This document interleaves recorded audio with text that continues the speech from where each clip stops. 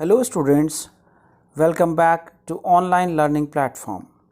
I am Vijay Verma, lecturer in English at Government Varisht Upadhyay Sanskrit School, Sarangpura, Jaipur. In this video, we will read the chapter 4 of textbook Hornbill, and the name of the chapter is Landscape of the Soul, and this chapter is written by Nathalie Treberoy. I will explain it to you line by line along with the words and their meanings. So students, let's begin. तो students, आगे बढ़ने से पहले हम इस chapter के बारे में इसका थीम जान लेते हैं. This chapter comprises of 2 parts and Nathalie Treberoy is the author. The author has taken the first part from the landscape of the soul, ethics and spirituality in Chinese painting, whereas the second part has been derived from Getting Inside Outsider Art. Getting Inside is an article that was published in the Hindustan Times in 2005. It is written by Brinda Suri. The main theme of the chapter is about arts. तो इस पाठ का मुख्य जो विषय वस्तु है वो है कला. It revolves around the art of painting told through the help of various stories. We learn about Chinese painters and their works as well as the story behind them. Similarly, the second part explores the concept of art brut, meaning the art of the ones who have no right. Thus, we learn a great deal about art and its story.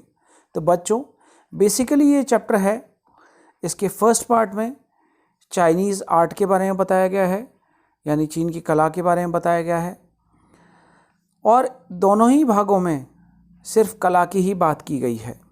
तो चलिए आगे बढ़ते हैं. अब पाठ को पढ़ते हैं और लाइन बाय लाइन मैं आपको उसको एक्सप्लेन करूँगा. A wonderful old tale is about the painter Wu Daozi who lived in the 18th century. ये जो पाठ है इसमें वू दाओजी नामक 8वीं शताब्दी के एक चित्रकार के बारे में एक अद्भुत एवं पुरानी कथा सुनाई जाती है.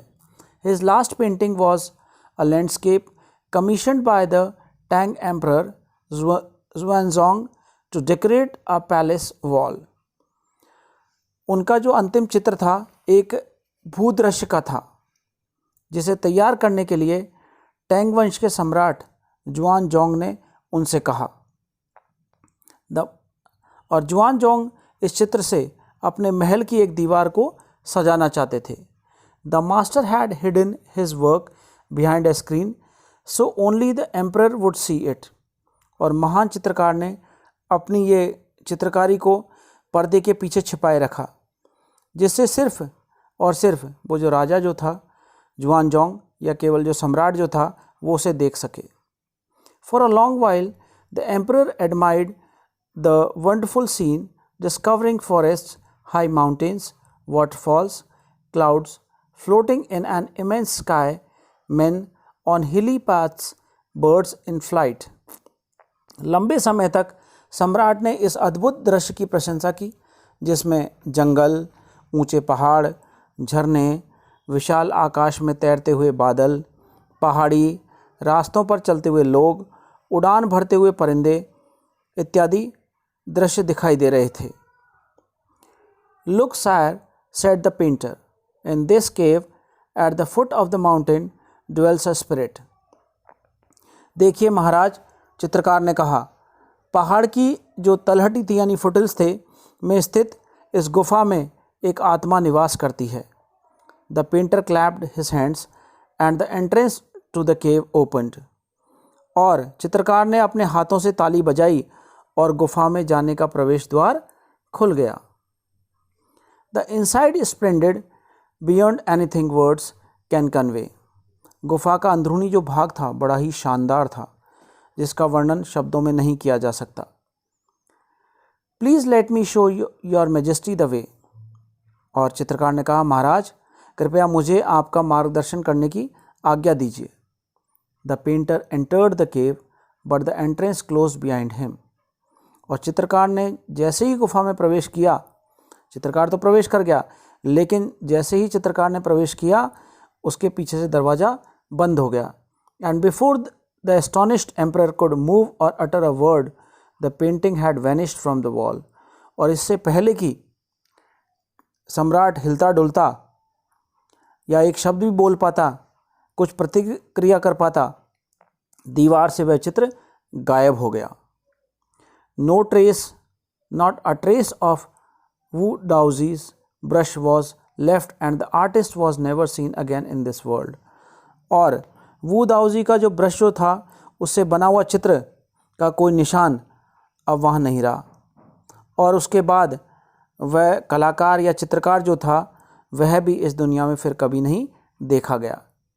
Such stories played an important part in China's classical education. इस प्रकार की कहानियों ने चीन की जो पारंपरिक शास्त्रीय शिक्षा जो थी में एक महत्वपूर्ण भूमिका निभाई। The book of Confucius and Zhuangzi are full of them. और कन्फ्यूशियस और जुआंगजी की पुस्तकें जो थी ऐसी कहानियों से भरी हुई थी। They help the master to guide his disciple in the right direction. और ये कहानियाँ शिष्य को सही दिशा में निर्देशित करने में शिक्षक की सहायता करती थी।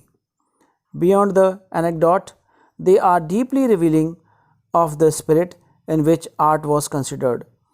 और कथा के तत्व के अतिरिक्त ये कहानियाँ गहराई से उस भावना को प्रकट करती हैं जिस भावना से कला का महत्व माना जाता था।